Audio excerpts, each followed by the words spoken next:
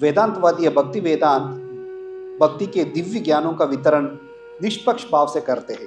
तो उनको वो कोई पार्शियलिटी थोड़ी करते, जैसे भगवान भी कहते हैं ना, समोहम सर्वभूतेषु न मे द्वेषस्तन प्रियः, ना मुझे किससे द्वेष करता हूँ ना किससे प्यार करता हूँ। समोहम सर्वभूतेषु, मैं सभी भूत मतलब सभी जीव जो है, सभी लिविंग एंटिटीज को मैं समान दृष्टि से देखता हूँ। ऐसे भगवान का शुद्ध भक्त भी किसी के ऊपर कोई पक्षपात नहीं करते, वो निष्पक्षपाती है। बट इसका बावजूद भी उन्होंने नारद मुनि को उतना छोटे उम्र में दीक्षा दी है। तो क्यों निष्पक्ष, ये तो तरीके से पक्षपात हो गया ना। उनका अंदर इतना छोटे बच्चों को कैसे शिक्षा दी, इतना छोटे बच्चों को कैसे दीक्षा दी है?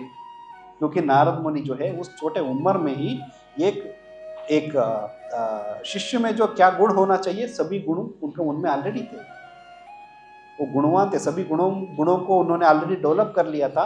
तभी भक्ति वेदांतों ने उनको दीक्षा दी है। तो सामान्य रूप से झूठी कामोद्योगिक वस्तुओं में अपना समय गंवाते हैं। कौन? हम भौतिकवादी लोग जो है अपने इस तरीके से कामों में हम इतना व्यस्त रहते हैं कि हम भगवान के बारे में सोचने के लिए समय ही नहीं मिल पाते।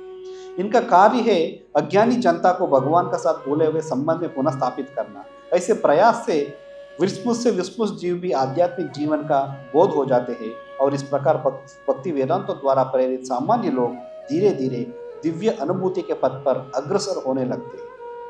इस प्रकार वेदांतवादियों ने उस बालक को इंद्रजित बनाने का पूर्व ही दीक्षित कर लिया था और वह बचपन के खेल कूद से विरक्त हो गया था। यहाँ पे कृपा जी लिख रहे नारद मुनि का बारे में। तो बचपन से ही 5 साल का छोटा उम्र का जो बच्चे से क्या उम्मीद रख सकते हैं? क्या उम्मीद रख सकते हैं? क्या भगवान का भक्ति करेंगे, तपस्या करेंगे? उस टाइम पे तो खेल कूदने का उम्र है। तो कई बार इवन कॉलेज जाते वक्त भी यदि कोई भक्ति करने लग जाए, जप करने लग जाए, बोलते कि कोई जप करने का उम्र है क्या? ये सब तो 60 साल की उम्र में करने का काम है। अभी तो तुम लोग अपना जो काम को पढ़ाई करो, थोड़ा ऐश करो। तो ये क्या भक्ति जब हरे कृष्णा करने लगे हो? यहाँ पे तो कह रहे 5 साल की उम्र में, 5 साल का उम्र होते हुए भी नारद मुनि कोई खेल कूद से उनको कोई आसक्ति नहीं थी। इसका मतलब तो वो स्पिरिचुअल लाइफ में कितना सीरियस थे। क्या खेल कूद गलत है? यहाँ पे खेल कूद गलत है या सही वो बात नहीं है, बट हम आध्यात्मिक जीवन में आगे बढ़ने के लिए इन चीजों का जरूरत नहीं है। आध्यात्मिक जीवन में आगे बढ़ने के लिए किसका जरूरत है? हमें सीरियस कैंडिडेट का जरूरत है, सीरियसनेस का जरूरत है। जैसे प्रहलाद महाराज कहते हैं, भक्ति को कब से शुरू करना चाहिए? कौमारम आचरेत प्राज्ञो धर्मान भागवताम इहा दुर्लभम मानुषम जन्मा। ये मनुष्य जन्म जो है बहुत ही दुर्लभ है, बहुत दुर्लभ से ऐसे शरीर मनुष्य जन्म मिला है, इसको व्यर्थ ना करे। तो व्यर्थ ना करके क्या करना है? कौमारम आचरेत प्राज्ञो, कौमार से 5 साल का उम्र से ही भक्ति करना शुरू करना है। तब जाके क्योंकि अब आप देख लीजिए कि कोई 20 साल के है, 25 साल के, कोई 30 है, कोई 40 है, कोई यहाँ पे हमारे प्रभु जी लोग कोई 50 साल की उम्र के भी होंगे। तो उनका 50 साल की उम्र का थोड़ा पीछे मुड़ के देखेंगे तो कितना भौतिक कार्य किए होंगे सिर्फ इस जन्म का ही, क्योंकि पिछले जन्म का तो हमें याद नहीं हो सकते, याद है भी नहीं। तो इस 50 साल की उम्र में हमने कितना समय भगवान का भक्ति में दिया और कितना समय हम भौतिक कार्यों में दिया है, और उन भौतिक कार्यों का क्या परिणाम रहा है? इससे कोई बहुत ही ज्यादा बेनिफिट हुआ है? कुछ नहीं हुआ है। यदि हम 5 साल की उम्र से यदि भक्ति किया होते तो हम आज किस पोजीशन में पहुंचते? और साथ में क्या होते हैं कि हम जो आदत डालते हैं उस हिसाब से हमारा शरीर भी उस हिसाब से एडजस्ट हो जाता है।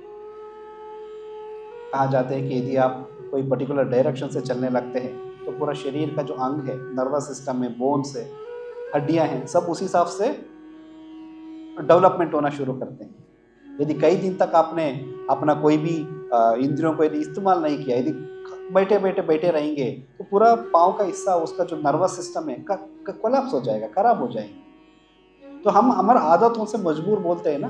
तो इस 50 साल की उम्र में हमने जो भी भौतिक कार्य किया है वो हमारा आदत बन चुका है। उदाहरण के तौर पे कोई चाय पीते हैं तो आप पूछ लीजिए, जिस दिन उनको सुबह सुबह यदि चाय नहीं मिला तो उनका क्या स्थिति होंगे? तड़पने लग जाएंगे।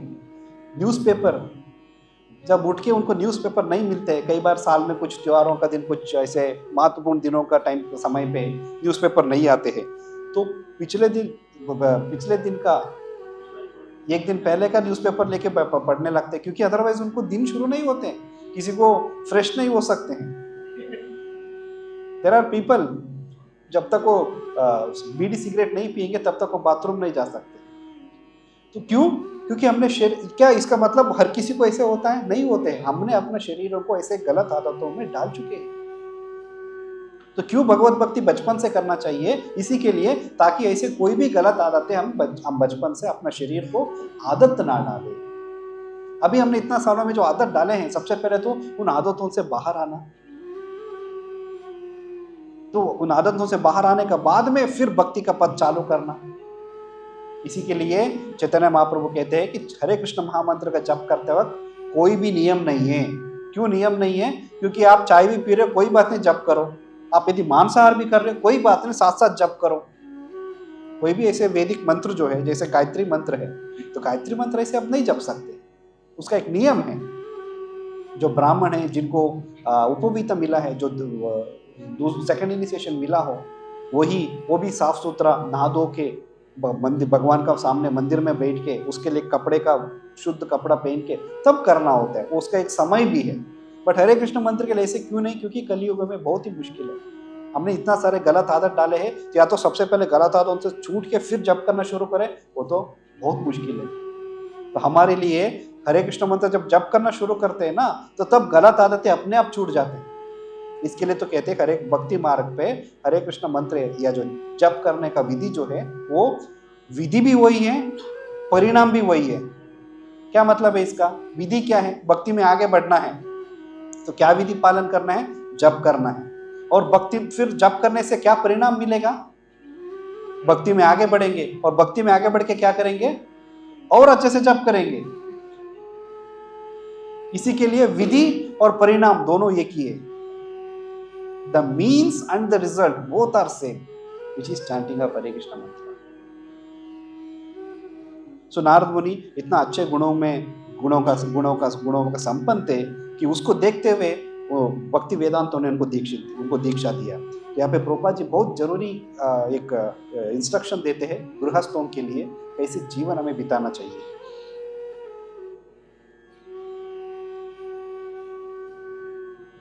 इस प्रकार वेदांतवादियों ने उस बालक को इंद्रियजित बनाने का पूर्वी दीक्षित कर लिया था, और वह बचपन के खेल कूद से विरक्त हो गया था।